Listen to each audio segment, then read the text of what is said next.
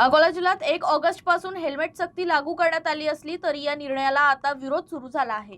जिल्ह्यातील रस्त्यांवरील खड्डे आधी बुजवावेत आणि त्यानंतरच हेल्मेट सक्तीची अंमलबजावणी करावी अशी मागणी नागरिकांकडून करण्यात येत आहे। अकोला जिल्ह्याचे पोलीस अधीक्षक अर्चित चांडक यांनी 1 ऑगस्ट पासून हेल्मेट सक्तीचा आदेश लागू केला आहे। हेल्मेट न घालणाऱ्या वाहन चालकांवर 1000 रुपयांचा दंड आकारण्यात येणार असल्याचं स्पष्ट करण्यात आलंय। मात्र जिल्ह्यातील अनेक रस्त्यांवर मोठ्या प्रमाणात खड्डे असल्यानं प्रशासनाने प्रथम रस्त्यांची दुरुस्ती करावी आणि त्यानंतरच हेल्मेट सक्तीची अंमलबजावणी करावी अशी मागणी नागरिकांकडून होत आहे। हेल्मेटची किंमत 1000 ते 2000 रुपयांपर्यंत असल्यानं चालकासह मागील प्रवाशासाठी ही हेल्मेट घेणं अनेक कुटुंबांना आर्थिकदृष्ट्या परवडणारं नसल्याचं नागरिकांचं म्हणणं आहे।